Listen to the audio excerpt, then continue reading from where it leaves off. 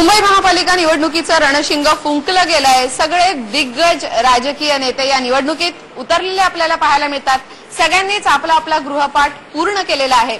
स्वाभिमान संघटनेचे अध्यक्ष नितेश राणे आपल्या बरोबर आहेत।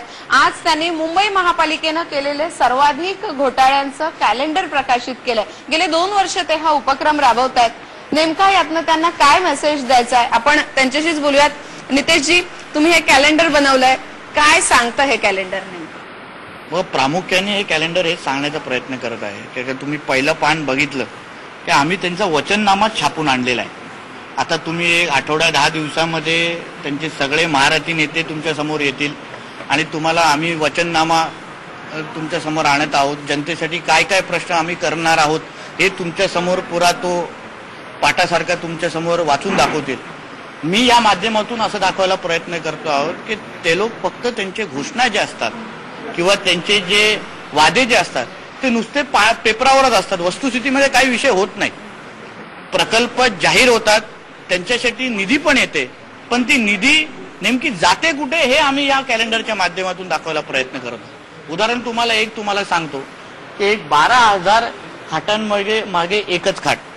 जेव्हापासून शिवसेनाची सत्ता आली, शिवसेना भाजपची सत्ता महानगरपालिकेमध्ये आली, त्याच्यानंतर एकही नवीन खाट म्हणजे हॉस्पिटलचं सोडा, एकही नवीन खाट अजूनपर्यंत रुग्णांसाठी तयार केलेली नाही। म्हणजे हळू आरोग्याच्या प्रश्नावर हे लोक किती सिरियस आहेत हे एकंदरीत तुम्हाला या माध्यमातून कळेल। दरवर्षी जसा आपल्याला मलेरियाचा जो विषय येतो, मलेरियाबद्दल पण त्यांची कुठल्या पद्धतीने तयारी आहे हे आपल्याला या माध्यमातून दिसून येते। कसे पैसे वापरले जात आहेत, आरोग्याच्या नावाने निधी मागवली जाते, पण तो प्रश्न तिकडेच राहतो। 21,000 करोडची जी महानगरपालिका सर्वात श्रीमंत महानगरपालिका म्हणून बघितली जातं, म्हणजे पैशाची फक्त उधळपट्टी करायची। 15 वर्ष युतीची सत्ता महापालिकेमध्ये, पैशाची उधळपट्टी झाली असं तुम्ही म्हणताय। मुंबईकरांचा खरंच प्रश्न मुंबई महापालिका सोडवू शकली नाही असं तुम्हाला वाटतं, म्हणून तुम्ही हे कॅलेंडर काढलं। हे कसं लोकांपर्यंत पोहोचवणार आणि तुमचे मुद्दे तुम्ही कशा प्रकारे मांडणार? असं आहे की आज रात्रीपासून पहिल्या फेजमध्ये आम्ही 5 लाख कॅलेंडर मुंबईच्या वेगवेगळ्या भागामध्ये, उपनगरामध्ये, शहरामध्ये आमच्या कार्यकर्त्यांच्या माध्यमातून वाटणार आहे।